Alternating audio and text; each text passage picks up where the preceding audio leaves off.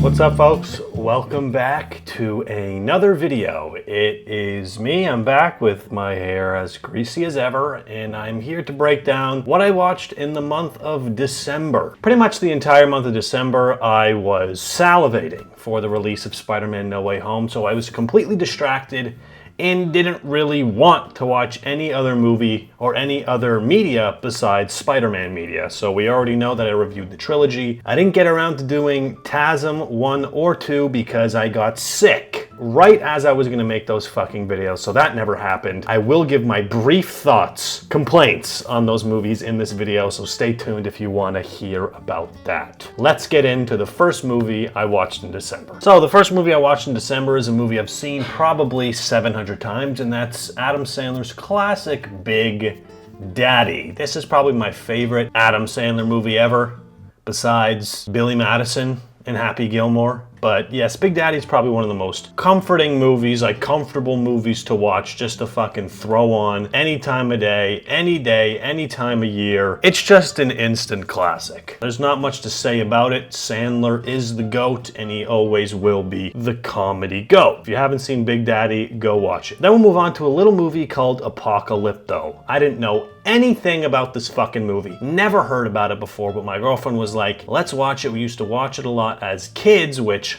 holy fuck. How did you watch this as a kid? I would have lost my goddamn mind. But truly, this is one of the most underrated action movies, thrilling movies I have ever seen. I'm very surprised I've never heard about it. It's a breath of fresh air to really see an action movie that doesn't rely on fucking explosions and guns. If you guys didn't know, this movie is about, you know, the ancient Mayans battle of villages and tribes and things like that, and it's fucking brutal. It is brutal, but it is fantastic, and I highly recommend you watch this movie. It is a bit long, but there's nothing dull or boring about it. There's nothing that makes you want to turn the movie off. In fact, it literally gets fucking better every single minute you watch it. And although it's in a language I had no fucking clue was even a language, and I didn't understand a single word. I mean, watch it with subtitles. Let's be grown-ups here, okay? It was great, and I really do believe it's a movie I will be revisiting, and I definitely will recommend. I gave this movie 4 out of 5. Now we'll move on to the TASM duology, the TASM saga. The first one is written much better than the second one, but the second one, coincidentally, is more entertaining for me to watch than the first one. The first one is really a snooze fest for the first hour of this movie. I mean, seriously, there is absolutely no pulse to this fucking movie. He doesn't shoot his first web until the 53rd minute mark. Imagine that, a Spider-Man movie without a web for fucking 1 hour. Yeah, I don't like this movie. I don't like the tone, I get it, and I'm all for bringing light and bringing, you know, a change to a classic character, and that's definitely what they tried to do. And a lot of people might appreciate the dark tone to Spider-Man, but I don't think a dark tone belongs in Spider-Man. He is a fun-loving character that just so happens to be stronger than almost fucking 90% of comic book characters. And, you know, it's a new take on Peter Parker. He's a little bit cooler. He's more of a loner, less of a loser, more of a spend time alone on my own accord type of thing. To me, this movie really struggles with giving Peter an identity. They don't know if they want to make him shy. Peter, right? Mm-hmm. I really like your photos. Oh, thanks. Listen, are you busy Friday night?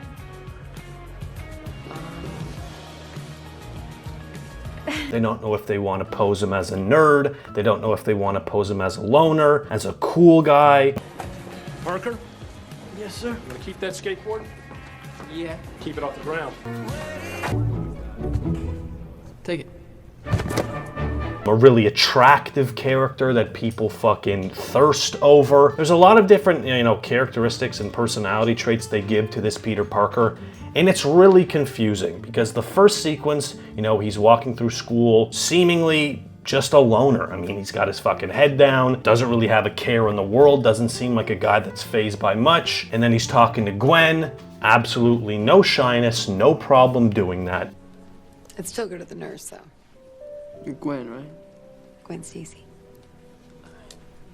And then he's shy in the next scene, and then he's fun in the next scene, and then he's tripping over his words and stuttering. I don't know. Wanna what? Just, It is very confusing, and that's one of the main reasons why I really don't like The Amazing Spider-Man 1's Peter Parker. There are a few scenes I really like in this movie, like his becoming Spider-Man scene where he's on the subway. I like when he's in his bathroom, you know, he's struggling with the webs and the fucking faucet flying off the counter and the toothpaste squirting all over the mirror. There are some really cool scenes in this movie that I do enjoy. You know, this might be a hot take. I really don't care about Peter and Gwen's relationship in this movie. And I think it's rushed, actually. And I know that's a hot take, but listen to this. I'll break it down. You know, the movie starts out, Peter doesn't talk to her, right? But you could see he has an eye on her, right? He's taking her picture. He's definitely crushing over Gwen, but she just doesn't know it yet. And she doesn't even fucking know him at all. She knows his name is Peter. She knows he's a smart guy. You don't really know if she likes him the same way. And then they meet 1 or 2 times. They have 1 or 2 conversations. She invites him over to see her parents. They've never kissed. They've never exchanged phone numbers. They know nothing about each other. And she's inviting him to see her parents, to meet her fucking parents. And then they kiss 1 time, and then he tells her that he's Spider-Man. 1 hour and like 13 minutes into the movie. It really is fucking ridiculous. The half of the second act and the third act are really actually good. There's some great action sequences, some great swinging sequences.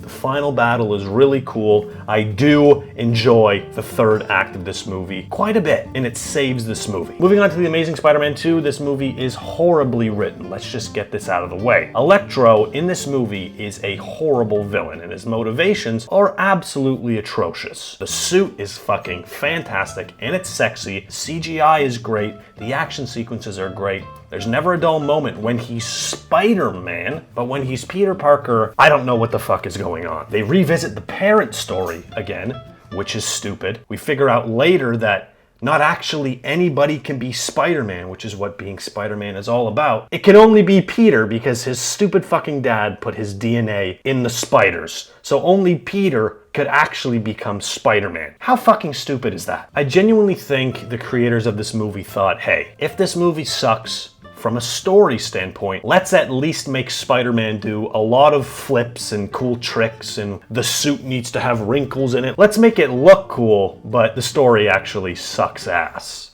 And they successfully did that. Harry Osborn is insufferable, looks like he belongs in fucking Fallout Boy. The chemistry between him and Peter is just not there. Dude, that whole model thing is so exhausting. I know. I mean, it kind of makes sense because they're distant friends, but when they get back together, that fucking scene where Andrew climbs over the railing and they're throwing rocks in the water, what the fuck is that? That is horrible. The question. That's a question. Oh, buddy. No, I don't. Was anybody even on set directing that day?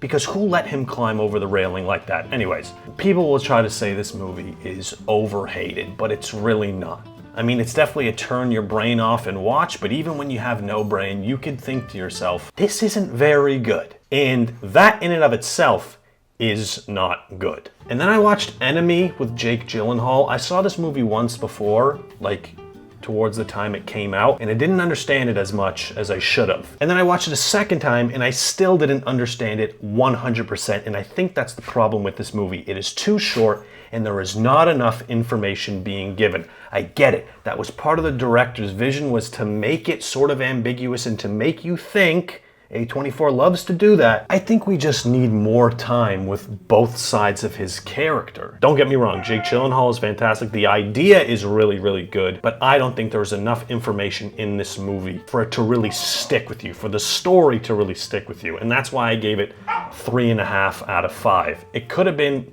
5 out of 5 if it was 2 hours, but I don't know why it's an hour and a half. And then I watched the newly released Don't Look Up with Leonardo DiCaprio, Jennifer Lawrence, Jonah Hill, Timothée Chalamet. This movie kind of sucks because it disappoints me. There is not a Leonardo DiCaprio movie that I won't watch. He's one of my favorite actors, so literally every time he releases a movie, I'm gonna watch it. 100% without fail, he is that actor for me. Him and Denzel Washington. And it's disappointing when you see such a great actor in, you know, a story that falls short. Although he's really good in this movie and he'll probably get a nomination for an Oscar. It was funny, it was entertaining, the acting is really good, the dialogue is good, but you know, the main references to like mainstream media and social media are super dated, and you can just tell that the director, Adam McKay, didn't do literally any homework or any research or didn't even pay it any mind to, you know, think, what is the 2021 meme social media landscape? All the memes and like the internet references are from 2012. That's where it really sells the audience short, right? It's not telling like the truthful depiction of today's social media. Don't get me wrong, the depiction of, you know, like politics in daytime television is very true, but the depiction of social media in memes and things like that couldn't be further from present day. And then I watched American Psycho, which is, you know, every 13 to 21-year-old man's favorite fucking movie for some reason. Don't get me wrong, this movie is a fucking classic. It is super dark and it is absolutely fucking hilarious. It is less on the horror and thriller side, and it's 100% a comedy movie. But I don't really like it as much as some people do, and this might be a hot take. I don't think Christian Bale is really that good in this movie. I mean, he's not a bad actor, don't get me wrong, he's fucking amazing. And the scene where he's breaking down at the end and he's confessing to his lawyer and he's supposed to be crying, there's not a single tear coming out of his eye. And I think that's a testament to the whole performance, which is forced. For me, slightly. Not fully, slightly. There are still very entertaining aspects to this movie. And finally, The Matrix 4 or The Matrix Resurrections. Let's get one thing straight. There's not a lot of, you know, action movies, sci-fi movies that can beat the first Matrix movie. It is fucking amazing. But there are still some really cool things about this movie that I liked. For example, they yassified Morpheus and Mr. Smith, which I'm on the fence about, but it makes sense in 2021. The third act completely carried this movie, let's be honest. There are parts from the first act that are funny and enjoyable and get you through it, but the second act is soulless, it's lifeless, it has no pulse, it is fucking boring, right? Whoever's idea it was to give Jada Pinkett Smith an hour of screen time when she's only introduced in the third movie and nobody really likes the third movie that much. I don't know whose idea that was, but it wasn't a good one. The characters aren't as intimidating or iconic as they used to be, even down to Neo and Trinity. For example, when I mean like intimidating, I'm talking about specifically Mr. Smith, right?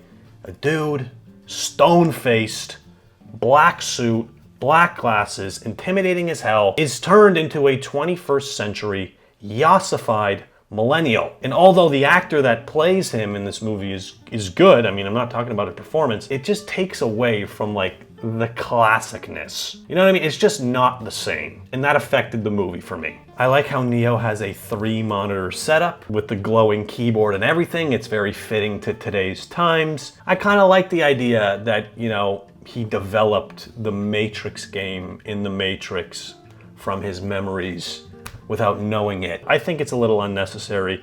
I think it was a way to reboot the franchise, but I still enjoyed it. I gave it 3 out of 5 stars. And that's it for the video. Let me know what you want me to make videos on in the future. I want to put out more videos on this channel, and I will. I promise. I hope you liked the video. If you did, please like, subscribe, share the videos with your friends, and I will see you in the next video. Peace.